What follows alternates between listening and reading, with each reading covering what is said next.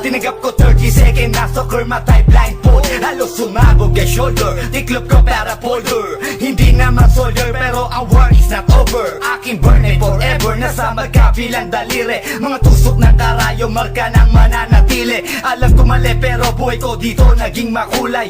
Bala ang alay para sa aming mga kaaway. Ang mawalay sa amin na mahal, ako'y nakahanda na. May tempo ang kalaban ng edad, ihihito na. Pero teka muna, ito ba'y katotohanan? Mabigat na katanungan, ano ba pinaglalaban? Na dahil ba sagang ang buhay mo'y sa sakripisyo? Kahit alam mo nga hantong nga kulungan ng nicho. Ang peligro at bata sa buhay namin ay likas. Bawat luwang papatak, bala ang katumbas. Gusto mo ba na sumama sa mundo na madama, na may halong lungkot at saya at may kababala ang pagtubos sa sala ng iba? Ang kaligtasan sa isa't isa ay nasa.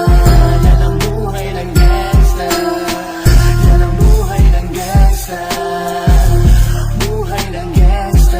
Wala nang takot dahil ultimo ka ba ay limot. Manhid na sa mga bantang, ilang ulit bumuntot. Ganto ang buhay na pinili ko't aking kinamulatan. Burado na sa isip ko na may kinabukas. Nasanay na sa sistema ang tema ng aking buhay. Kampo namin, kalsada at tila gera. Bawat away, nagmisula musika. Bawat putok na mamagitan sa pagitan ng alitan na walang pinaglalaban. Paligsahan na wala ni palakpakang masigabo. Binunoy 7 taon bago mahirang at mamuno. Na mag-OG sa tondo at veterano ng Brown. Mula nung 1999 ngayon ay talk of the town. Nagsimula ko bilang homeboy na di mapabagsak.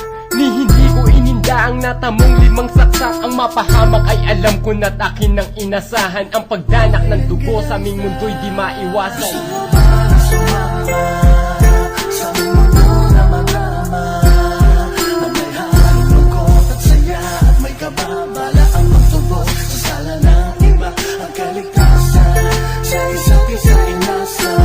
Yan ang buhay ng gangsta, yan ang buhay ng gangsta, buhay ng gangsta.